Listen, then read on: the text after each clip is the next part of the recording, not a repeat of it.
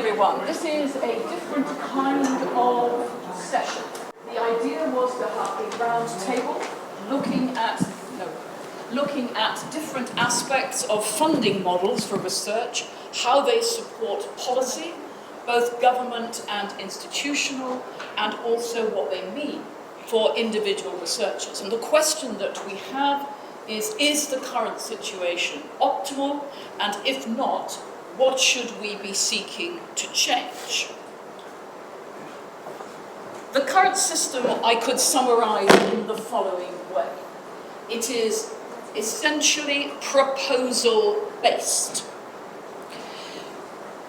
Individual researchers, groups of researchers submit proposals for research funding. Sometimes the funding is open and the researchers are able to pursue their own line of inquiry, following results from previous projects into the next project. Sometimes the calls for proposals are predetermined. There is a theme, a problem, a particular idea which the research funders wish to see developed.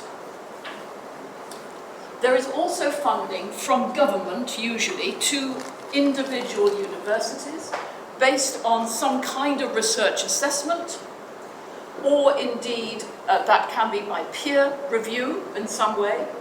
The Hong Kong research assessment exercise is one such example, modelled, as we know, on the UK RAE, REF as it's now called, or it may be through some ministry criteria that the government itself then uses. Either way, there tends to emerge an elite group of universities that are seen as research intensive and which benefit from more such funding than other universities in the national system. There is often always a third strand of funding behind research policy, and that is a career pathway determined research funding.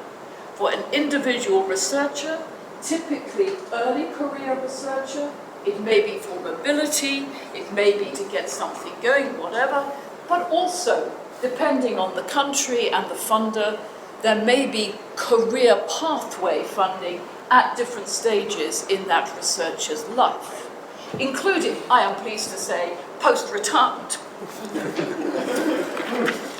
Bring it on.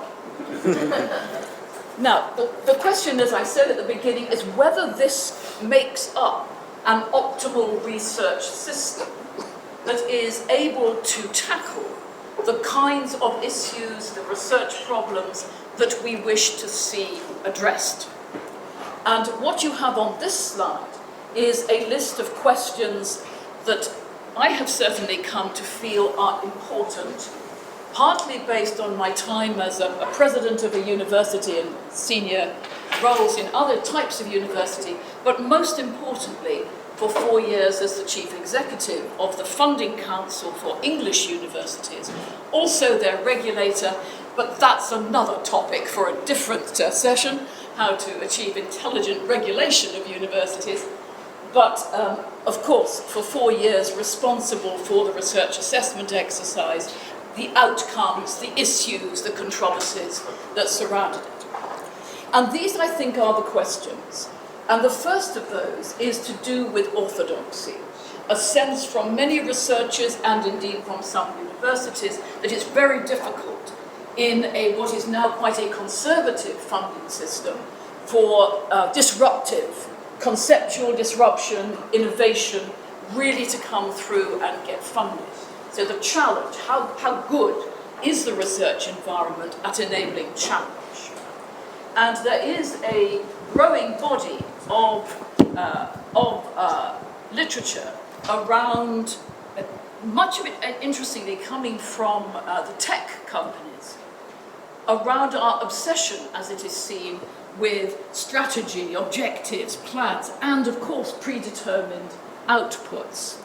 And I recall my own research mentor when I was starting out saying, Madeleine, for goodness sake, never apply for funding for a research project where you don't know the outcomes.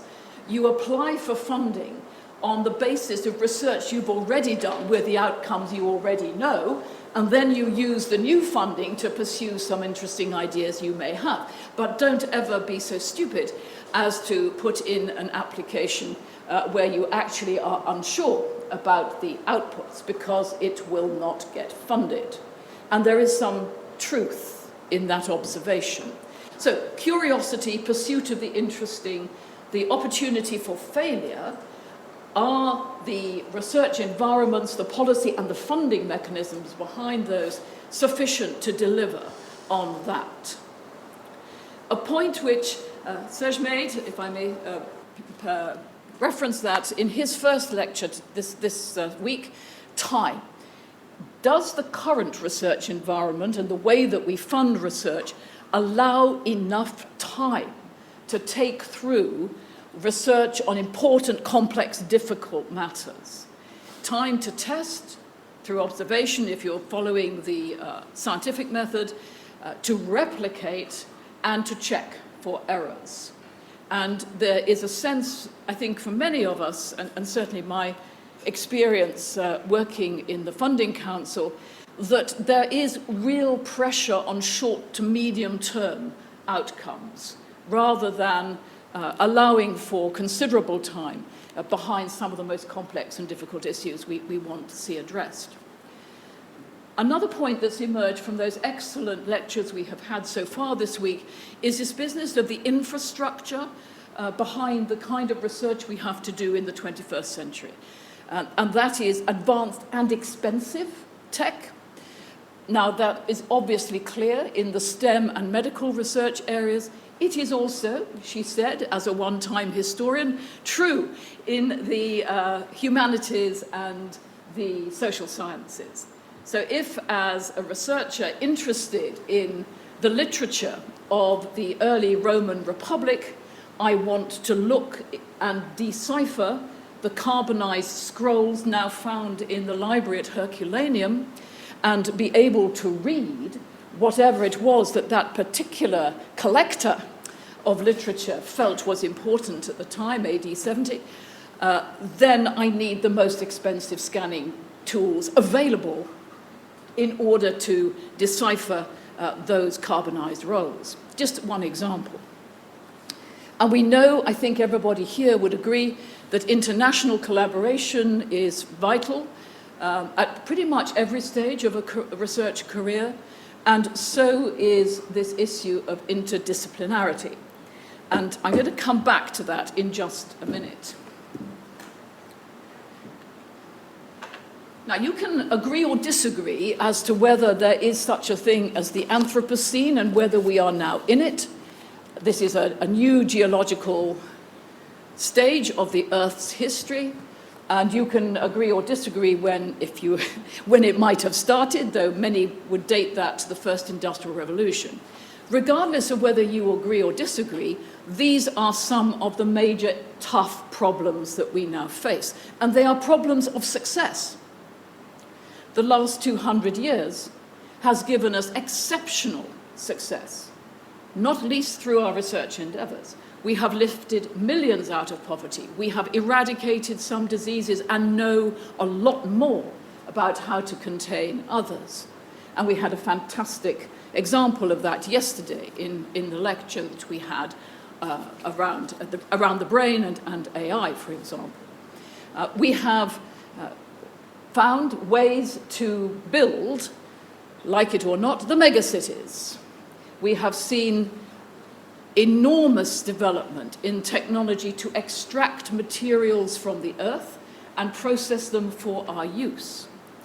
And all of those things, better health, better education, alleviation of poverty, all those things have led to a set of problems which are indeed difficult, complex, and require, question mark, a different way of thinking about our research environment and research funding in order to tackle them. In particular, I would say, these are problems, whether it is of migration and refugees, whether it is of climate change, which often, of course, is the driver for the refugee movements, the acidification and the warming of the oceans, the fact that we have more conflict now than certainly when I was born in the early 1950s, and we have much more sophisticated ways of killing each other, and the megacities which have, for the first time on this earth, we have this kind of density of concentration of population. Now you can say, well, actually, Madeleine, the Incas had large cities. Yes, they did, but in ratio, nothing like what we are now seeing in 6, 7, 8, 10 places across this earth. And these are problems which cross national boundaries. They pay no attention to political systems, or to cultures, or to language, or to literatures, or to religions. And almost certainly they require interdisciplinarity. And my argument here this morning is that that is really hard to achieve, that interdisciplinarity, the bringing together of methods and tests for truth across the human, biological, and physical sciences in order that we can frame problems, our potential solution to problems, in new and more effective ways. That's really hard to do. And arguably it is made harder by the way that we currently fund and consider and design our research environment. We design it by field, we fund it by field. Funding and publication, the twin nodal points of our system, tend to be by field specificity.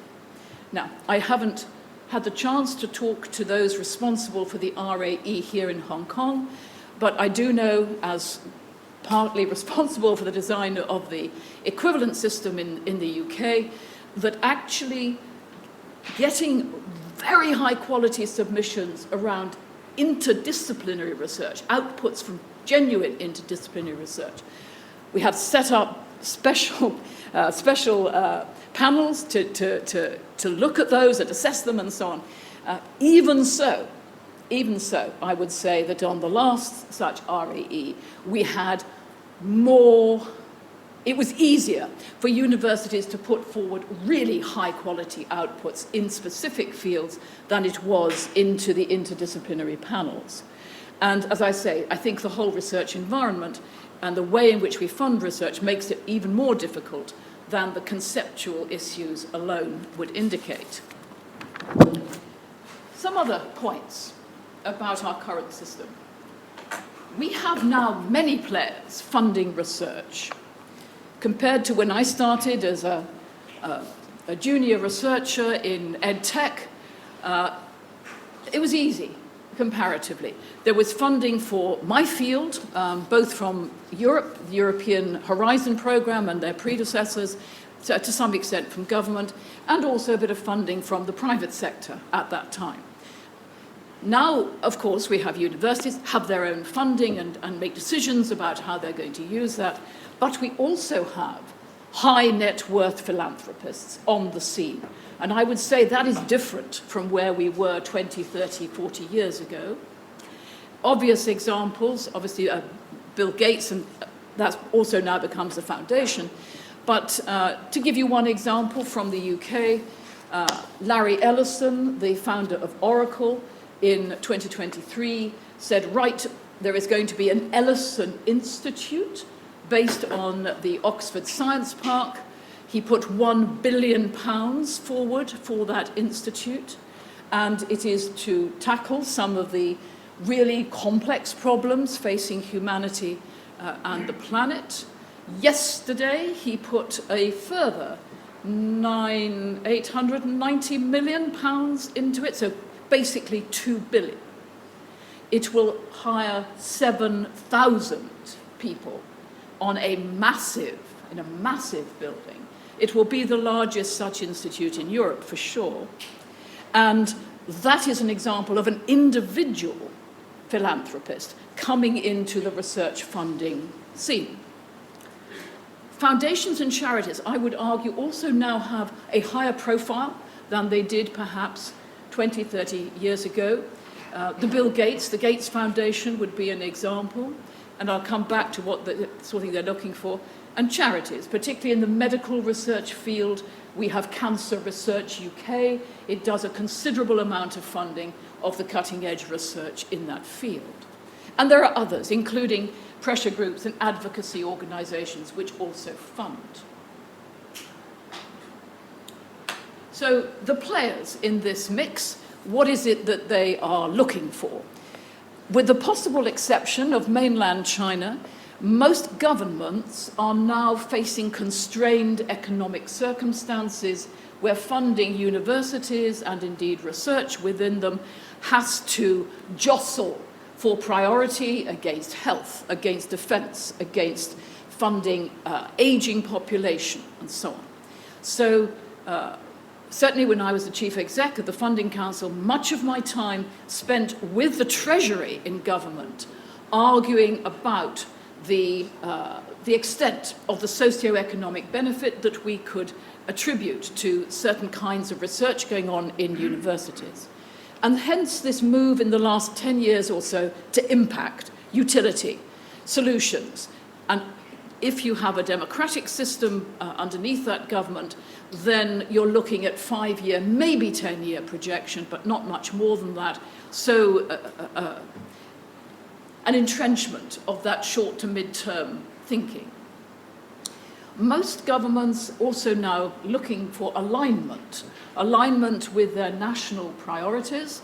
So clearly at the moment defence is going whistling up the agenda for geopolitical reasons. AI, almost every country with advanced research wishes to be the leader or a global leader in artificial intelligence, the fourth so-called industrial revolution, life sciences, synthetic biology, whatever. There will be a list of priorities and the importance then for research funding to align in some sense with that, government pressure for that to be the case. Also knowledge transfer. I talked about the research assessment exercise, but when I was chief exec of the Funding Council, we brought in the KEF, the knowledge exchange framework, which rewards universities for the extent of the knowledge transfer that they can evidence to companies, to civic society, to charities, and the positivity that has come from those relationships and that engagement. And that, I think, is also true of other economies and other government policies. And then slightly depending on the government of the day and where it draws its base support from, at least under Western democratic systems, there may be what we would say is levelling up, a desire to see research used for the benefit of those communities that are left behind, that have fewer opportunities for their young people, and so on. So you see research funding moving to universities that are in those regions, whereas if you have a government that has other tendencies, that say for us are conservative government more so, then you will see more funding going in the UK to the Golden Triangle, Cambridge, Oxford, the London universities. So levelling up the regional community inequality can also be quite a pressure on the way in which research funding flows at any particular time. Now, what about the universities themselves? So I would say our thirst for positioning in the world university rankings has also increased in the last 10, 20 years. And I found myself last week emailing to City University Hong Kong saying, yes, hooray, you've moved up in the Times Higher world rankings, congratulations. QS world rankings become very important. And that reputation is from three things, not just the government's agenda, but also fundamental research. The basic or fundamental research reputation judged by your peers in your field, not necessarily by government, as well as applied research, as well as the translational research.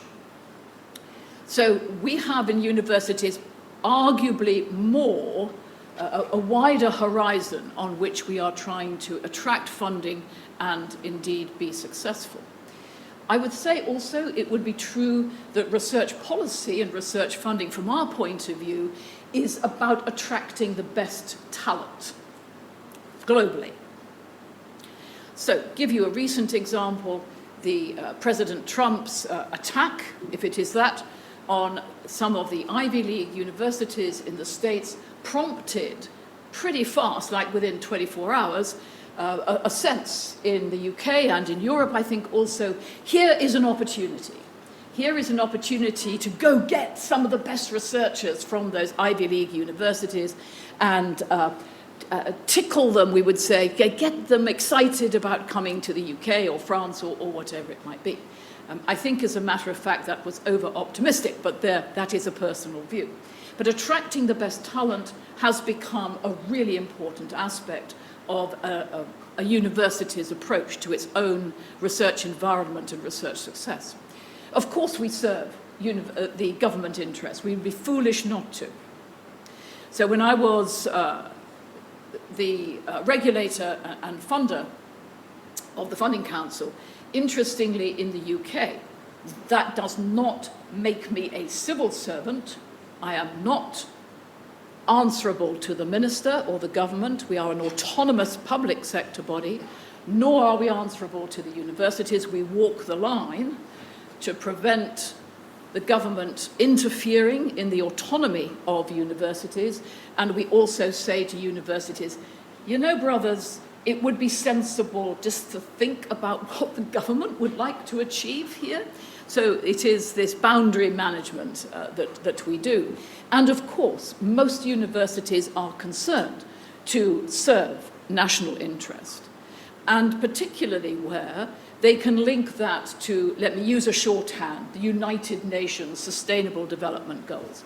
I don't think I know of a university anywhere that is research intensive, that does not have in its objectives the addressing of those deep, difficult problems for humankind and the biosphere on which we all depend. The other thing I think I would say we would like as universities looking at the research system is frameworks that are going to be there for the long term.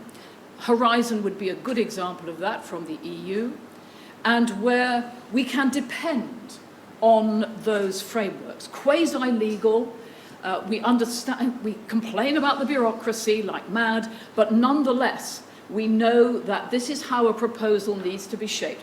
These are the kinds of partners we need to attract and work together with. We know our research administrators, arguably a new profession in the university system over the last 20, 30 years, they are able to handle the whole business of bidding into that dependable framework. And it's going to be there for 10 years, another 10 years, another 10 years. Okay? We like that. What we don't like so much is a lot of volatility in where the funding is and what we have to do to get it and so on.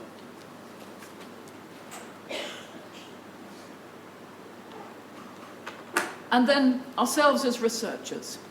What is it that is motivating us? What drives us? What is it gets us out of bed on Monday morning?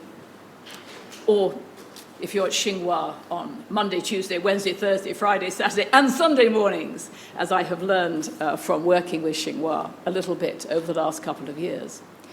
First, we're looking to produce, for an environment in which we can produce the highest possible quality of research, as seen and judged through peer review, essentially through peer review, either on funding, getting the funding, or, of course, through publication. Is my article going to be accepted by Nature? We heard in the fabulous lectures this week reference frequently to this was the paper in Nature, this was the key paper, this was the paper that actually changed that particular field or brought it forward to an important new stage. I would say we're also, as researchers, quite interested in some autonomy that allows us to explore and what is interesting in new fields, as well as developing existing fields. So here's a hypothesis, which, whether it fits well across all fields, but I'll put it out there. If you're a groundbreaking researcher, on the whole, you want to be in small groups, or individual, but small groups. If you're a builder out of new fields or existing fields, probably what you're looking for is very high quality, fantastic, large teams or groups, question mark. So as a university, the optimal mix in any field of large and small research groups and how you handle the transition from one to the other, large group then breaks apart, etc. That's quite an important aspect of the management of research in the university, I think. So we're looking for funding at different stages of our career when we start off and through, I say, to the research maturity of projects. That long-term dependable funding I've talked about. Funding for replication, almost impossible to get, and really important if you believe in the research scientific method. Also very difficult to publish from, and that's a big failure, I would say, of our current leading journals. Opportunities for IP exploitation, how generous, how limited are they in any particular university or research environment, and indeed the international collaborators and networks. Let me give you a worked example.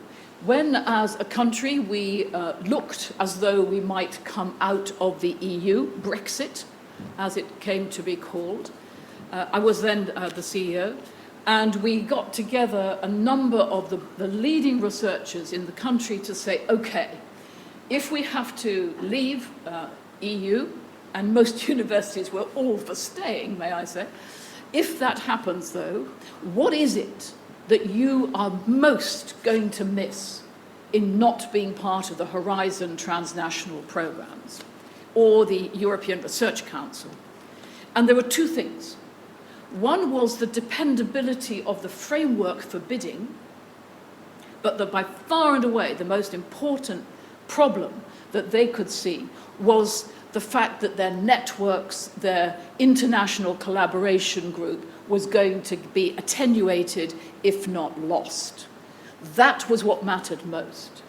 And so from the government point of view, saying, okay, how much money do we need now to put in our own research, national research pot, to compensate for the fact you're out of Horizon? The answer was, yeah, okay, thanks, yeah, it's good, we'll take the money. But actually what we really need is new network formation opportunities, nation to nation, university to university, as well as at the individual researcher and research group level. Because there is a kind of framework there, which includes national to national negotiation. And we did, as a country at that point, look at whether we could, as UK PLC, actually set up new kinds of transnational frameworks with completely different countries. Or indeed, I do recall a lengthy discussion on whether it would be possible to do so with the state of California, which has the GDP, of course, of many countries, or more so.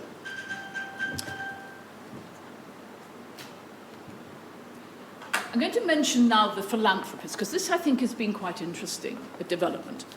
What's important usually for either individual philanthropists or for foundations is mission funding.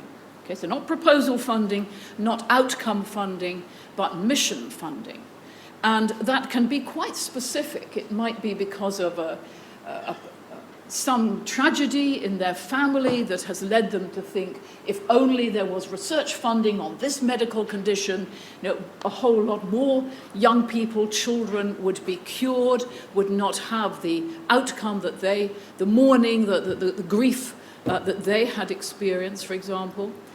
Or it may be, as is the case with the Gates Foundation, malaria. Okay, let's pick one disease and see if we can eradicate it. Malaria was their first pick. Or in the case of MasterCard Foundation, very recently, I put renewed on here because this often comes from a revision of the charitable foundation's aims and objectives. And this was true, I think, of the MasterCard Foundation. They decided that the real issue they were going to focus on was sub-Saharan Africa, was the growing unemployment of large numbers of young men in those countries, that was promoting potentially greater civil unrest, war, conflict, and that if it was possible to find fast economic development that would provide opportunities for purposeful work, then that would be a phenomenally positive step forward. We have had lots of conversation about the African continent as the next continent in the 22nd century and so on. So that was where they pitched. And they moved their headquarters to Africa, among other things. And they have now put money into scholarships which are different. Okay? It's not just come and do a master's, but the scholarship then follows the student back into their home country to set up a company or to develop a particular policy with the government and so on.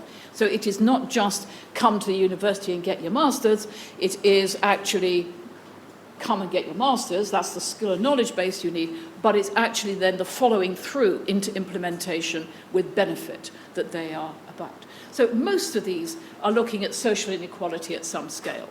And they are also now very much involved in providing the funding for research infrastructure. That can be buildings, it can be kit, as is the case with Larry Ellison. So in this institute, this new institute, there's every conceivable research infrastructure that you might need. AI, robotics, it's all there provided. Naming rights usually run alongside that, as we know. And I should have given some praise here, I think, and a shout out for the Hong Kong charities, the Jockey Club Charities Trust, the biggest such charity at work in South Asia, Southeast Asia, absolutely focused on social inequalities and benefit to society in this and related countries. Absolutely phenomenal as a foundation. So, I asked at the beginning, is this an optimal system? We've lived this system now for 40 years. It's pretty, it's predictable. We know where we are with it and so on. There's some new players. No. So these are the issues and frustrations that I observed in my role and which I hear as I go around universities in the UK and indeed other countries, including mainland China here and elsewhere. The first point, so when we were looking at, as UK, we might leave the EU and Horizon and the European Research Council. So I was asked by ministers, come on, Madeleine, much of the research that is done under this funding is frankly low quality. Much of the publication, read by 3 people, one of whom is the author's mother. There, many publications in low-quality journals, for goodness sake. You cannot claim that coming out of that funding system is really detrimental to the highest quality research. Yeah, well, that was interesting. And it has some merit, as a matter of fact. So that was a fair, actually it wasn't entirely fair, but it was an interesting attack. And the other attack from government frequently is utility. Okay, what's the use of this? You want to spend this amount of money so that universities in the UK can take a data stream from CERN. That's one hell of a big pipe that we've got to put in order to take that, or from the Webb telescope, right? Cosmology and so on. Really? I mean, really? We have an aging population, we've got the police to fund, President Trump is removing money from NATO. I mean, you're telling me that really matters? As a matter of fact, the population as a whole is pretty pro the cosmology stuff. But that's are we alone in the universe is quite a deep question. Universities, main frustrations, the cost, of course. The cost of doing the really world-class research, particularly in STEM medicine, but not only there, rising fast. The tech tool use that we need are rising fast. The funding is not keeping up. You open the current complaints in the US, it's all about indirects, right? The indirect costs are not being funded or are being cut. I think here in Hong Kong, you don't get indirects from the your University Research Council. most charities do not pay indirects. So, that's a whole heap of trouble on top of the fact that the cost of doing research itself is going up. Bureaucracy, just an endless high opportunity cost, and this issue about long-term planning. So you actually want to do fundamental research on very deep, complex problems. That is not going to be done in 3 years, 4 years, 5 years. That's going to be a 10, 20, 25-year horizon. And so actually you need some guarantee that that is going to be there. Otherwise, your researchers zigzag. Wherever the funding is, they have to kind of twist what it is they're interested in into that, and then they twist again and twist again. And for the researchers, obviously the time and energy on repeated bidding, often unsuccessfully, the constraint on exploring what really is burning inside them, what's exciting them. They can't do that because it's not the flavor of the month, and the research councils are very conservative. They're not focusing on the novel. So funding is selective, and you have to go with what's there. And the fact that your career path can be quite opportunistic, may depend on your mentor, knowing how the informal systems and the gatekeepings work, never mind the actual written down criteria, which are available publicly.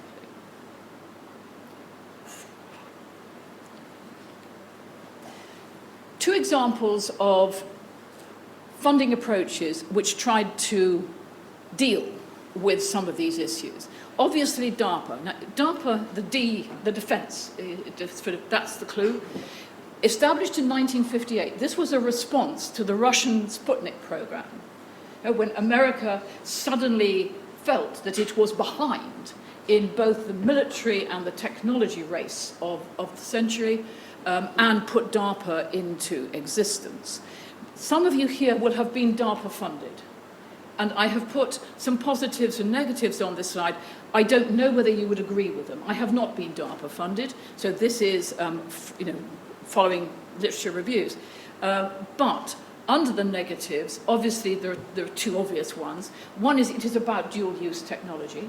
So credited with on the positives with the invention of the internet, not trivial as an outcome. But on the negatives, clearly it is dual use, it is military as well as civilian use, and it was at its beginning, to some extent still is, deliberately competitive, nation against nation, as opposed to collaborative. But you may have other things to say about DARPA. I think it's a really interesting and long-lived, different way of thinking about research. And it is all about do it fast, fail fast, deploy fast. And I think it would be fair to say from the start they believed genuinely that interdisciplinarity was the way to lead to breakthroughs. Much later, the UK woke up. The UK came out of its frustrations, government frustrations, with our research councils too conservative, too just predictable. They were just building out existing fields. This was not going to make us remain a world power for research.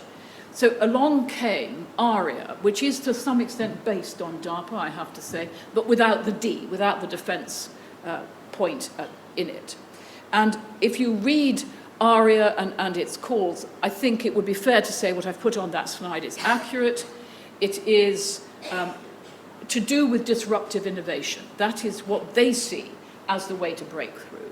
And so you find in on their website and so on, phrases like moonshot, experiment, high risk, all those words come tumbling out. Interestingly, they too set challenges. So you may have a breakthrough idea, or your research team may, but at the moment, unless it fits one of their themes, not so sure you're going to get funding from them. So their themes, decarbonising heavy industry, quantum computing, of course, for data storage is the first step, next-gen medical, bioengineering, of course, synthetic biology, of course, and enormous flexibility on how they use the money that they've been given. They can give a small amount, they can give a large amount, they can give it once, they can give it whatever. Real flexibility, which is a contrast to the research councils. Important use of the cross-disciplinary focus, and also for the career pathway. Some really quite interesting fellowships, I think. We've had a couple in the college that I led until very recently, Blue Skies and Frontier Fellows.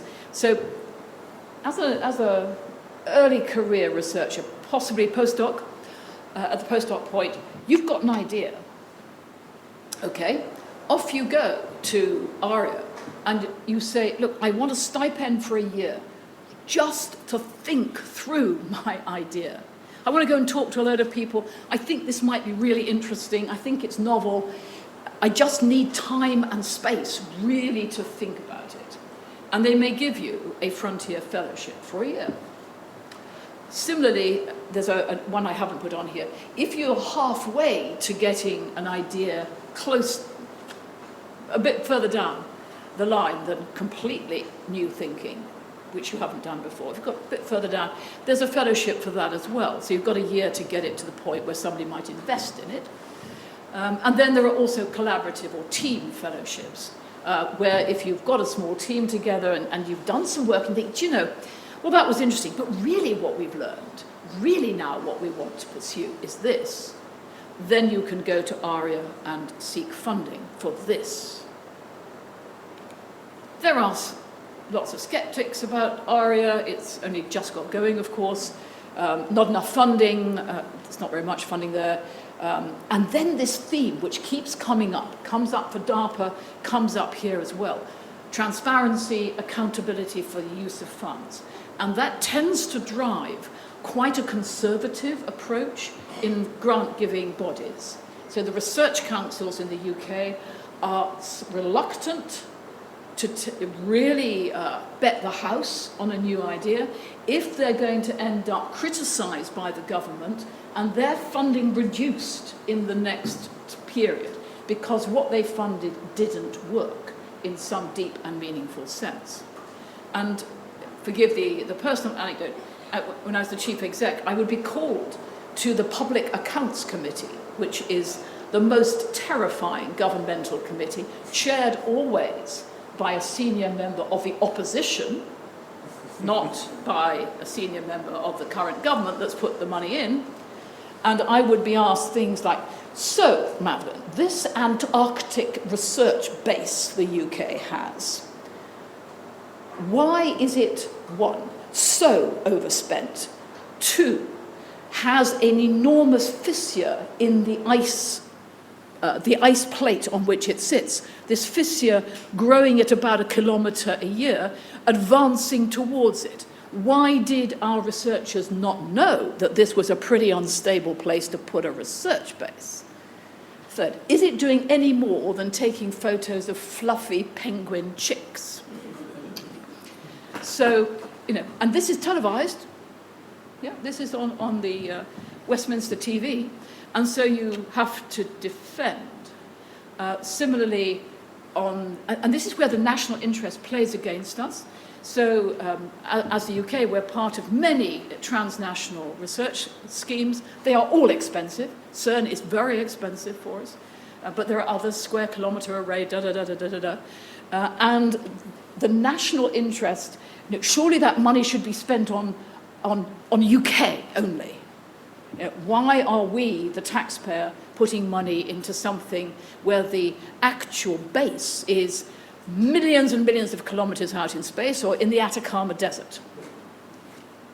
So and with that kind of pressure, you tend as a research funder to be a bit conservative, not to take too many risks. And then the high failure rate, we assume that this will be true for ARIA as well as for DARPA, and its limited portfolio. Okay, so if I have persuaded you that the current funding structures and environment are not entirely optimal for the kinds of deep, complex issues that we are having to address in this part of the 21st century, what actually would be better? So, here we go. I would like, you're going to hate this, I'm sorry, I'm a teacher, pedagogy, I love pedagogy. I'm going to ask this line here to turn itself around a bit to the people behind and take the first two questions. You can see what's coming. Oh, you're quite smart. I'm going to ask these people here to take the third and fourth question. Okay? International research networks, even where there is concern about dual use, geopolitical tensions and so on, and public trust. 2, I'm going to ask this row to work, and to work behind it, on how do we, you can take the public trust as well. How do we get the public to accept more long-term curiosity-driven research? And on this side of the row, agency. Okay, who can make the desired changes? How do we influence? How do we tell the story that is needed in order to get the changes that we want? Okay, so that's this row and that row. You have got 20 minutes. If I can stop you after that, I haven't done my job properly. 20 minutes, really to have a go at those questions. Let's start with the ones I've given you, and if you've exhausted those and it's obvious what the answer is, then by all means tackle something else. And I'm going to pull back those observations and thinking that you've done, and we'll have some element of sharing. Go! Right, you can swivel your chairs, you can work in forward, come on.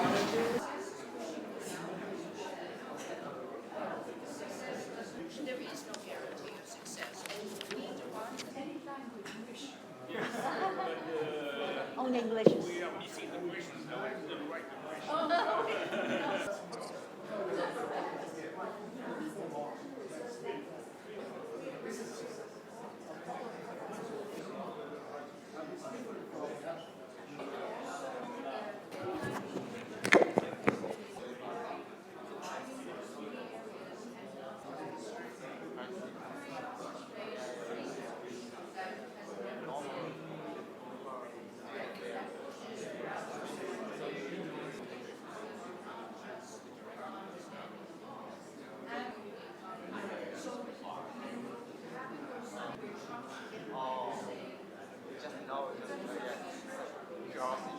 Totally agree. Actually, in Hong Kong, the funding agency, for example, the government, the GIF, so every year it's very difficult to get one GIF. But I believe that many faculty... Colleagues, I know this was the moment where you had just pinned that most important observation and most important understanding of the future. I'm not going to go around every single group. You will be glad to hear, because that can be death to a particular session. But I am going to pick on one or two people, as I threatened I would. Okay. So to my right, we have some very distinguished people who have given lectures or are about to give lectures. One thought that came through from your discussion. I'm going to give it to Evelyn. The hospital pass, we call this in rugby. Thank you, but I'm going to, I don't think I can capture everything by one thought. We had a number of thoughts in terms of your two questions. I wanted to begin with a particular, this is my view only, Sure. because you gave a beautiful overview. You pointed out benefits to the researchers and benefits to those who fund them. And you said that in some of the areas like DARPA or ARIA, the problem was that there wasn't a guarantee of success. And I wanted to point out that in research, we have to be careful about what we define as success. In terms of what is success, do we find what we want to find? Do we add to the repository of knowledge? So, and I think funding agencies as well as researchers as well as the public should appreciate what actually defines success in research. But given that, all right, if you want us to stop now, I'm happy. I think that's a pretty important point, actually. Yeah, I've seen nods all around the room. Okay, thank you. You knew I was coming to you at some point. You may use any language you wish. Take it away, monsieur. Are you really sure? I am really sure. This is international collaboration in action. Okay, so welcome. So first of all, the problem of international research and collaboration is extremely hot nowadays, and most of our discussions were examples of how difficult are the collaborations with United States, China, Russia, Israel, because of all this conflict in the world. So we are in a very specific situation where the states have a tremendous effect on collaborations compared to what happened before. We are in a very specific situation. So I think there are two ideas. First of all, we have to distinguish collaboration between institutions and individuals. Yes. And of course, institutions have no choice. They follow their government because they depend on the government. It is important to keep for individuals the way to collaborate in between without depending too much of the funding. And how to do that? Because if you say I will work with my enemy, let's say, on a hot subject, you will not succeed. So an idea is to find subjects which are very, very consensual, like, okay, whatever is consensual, by the way, but the environment is quite a good one, yes. Even we mention global warming, is it consensual? I'm not sure, but okay, this is an example of something that, okay, scientific individuals could think of. Thank you very much indeed. Okay, let's take it further. I'm going to ask for one thought from... One thought. Oh my God, they're saying, not us. Yes, you. One thought on your question. Tell us which question you looked at. We look at the second last, so how to earn the long-term trust. So we had a group discussion, and one thought, right? One thought. Okay, so I think we agree the communication is the key. So, but how to increase the communication, that's one of the problems we are facing. So I mentioned that it's a systematic problem, so we need a systematic strategy to address this. It's not just from the individual researchers, it also depends on the universities and also distinct entities like funding agencies and public sectors. So we need to work together, but someone has to take the initiation. Yeah. And it might be universities, might it? Yeah. Yes, okay, right. And down here, one thought. I think our conversation was very much similar. Oh, now that was a very neat answer. Our conversation was very similar, so we won't do that. Okay, it's come to you. Okay, well, we looked at the first question, and I suppose one of the sort of themes that came up there was the theme of autonomy, and that in terms of what's important to us, in terms of the funding strategies that are adopted, it needs to be something that gives the academics some autonomy to look into both conservative forms of research and also more blue sky kind of thinking. And this tied into the point that was raised earlier about success, in that you may do some blue sky thinking and the outcome might be that it simply fails. That might still be fitting into some kind of framework for success as well. In that you may be able to report that it may take knowledge forward. That was sort of a couple of thoughts. Thank you, absolutely. Okay, you're let off the hook. I know I promised I'd put you on the hook, but I'm not going to put you on the hook. It's okay. Now, I'm going to see whether we can bring David in at this point, just for some summary thoughts from him.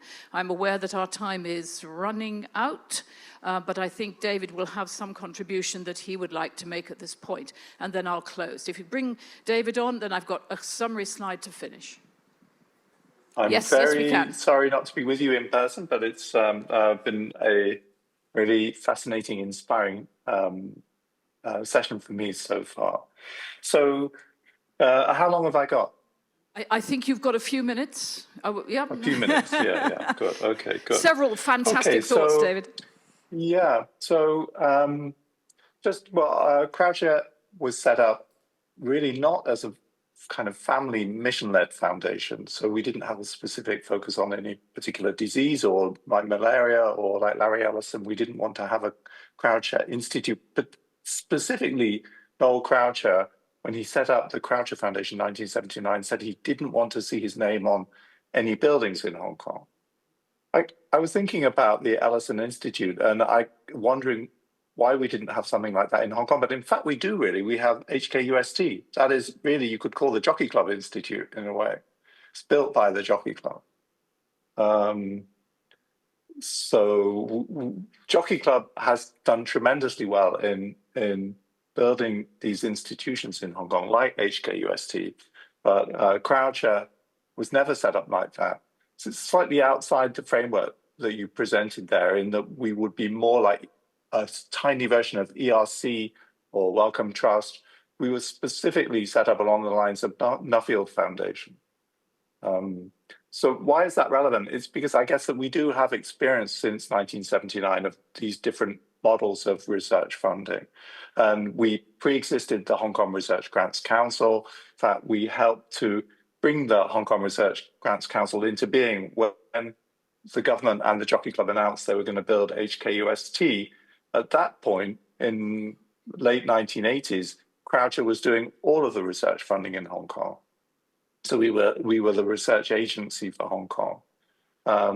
But our trustees felt that once HKUST was announced, that we couldn't carry on doing that. It was important that there should be a funding body in Hong Kong for research, and the RGC duly came into being in 1991. So for the period 79 to 91, Croucher was the research funding agency. And then from 91 onwards, what's been interesting for Croucher is that we've evolved alongside another funding agency, the RGC. So just a couple of comments on that and linking to what you were saying, Madeleine, on DARPA ARIA plus kind of optimal funding models and replication platform open access. What I would say is that Hong Kong probably falls, what we've seen with the RGC is that there's been an emphasis, growing emphasis in adding thematic or collaborative funding initiatives, like the areas of excellence, thematic research, collaborative research, young collaborative research. So to the point where now RGC is spending 50% of its funding on these kind of collaborative consortia type of initiatives. And so we've observed this in Hong Kong. In the meantime, the Croucher trustees have gone for a much more, at the same time, there's been some duplication. So the RGC and the Jockey Club have been quite interested in funding PIs.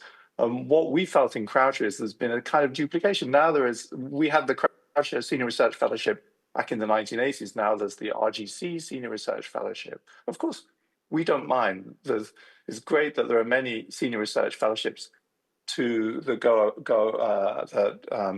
are available in Hong Kong. I'm just talking about PI funding now, which I think is quite important in the overall context. We do need to have PIs who feel well-funded with multi-year grants in the ERC style or Wellcome Trust style, I suppose.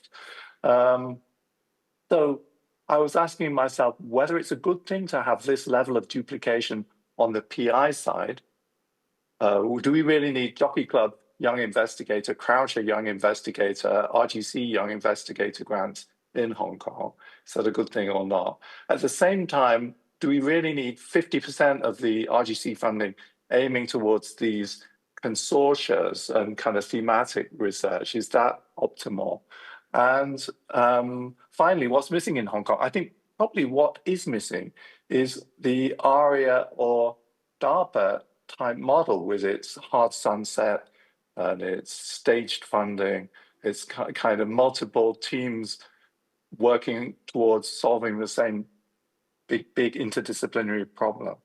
So my takeaway from this session, it's been really instructive for me, is that probably there is some adjustment that we need to think about in Hong Kong. I would say that if we combine the ERC and DARPA ARIA in Hong Kong, we deduplicated the funding that we give to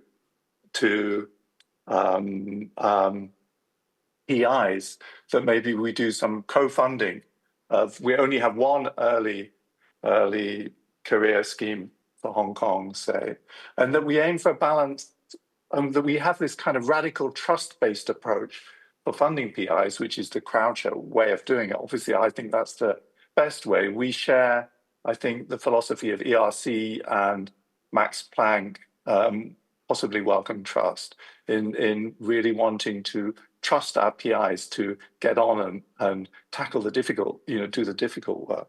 So I would say maybe that the balance would, for me, would be something like 60%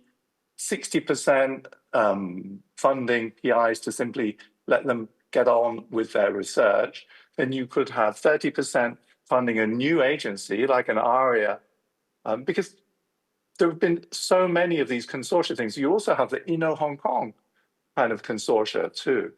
But you defund some of those and instead have something like an ARIA or DARPA. And then 10%, what I was really struck by is this lack of funding for replication and lack of shared facilities. So that kind of structure is what would be exciting, I think, for Croucher to get involved in thinking about for Hong Kong.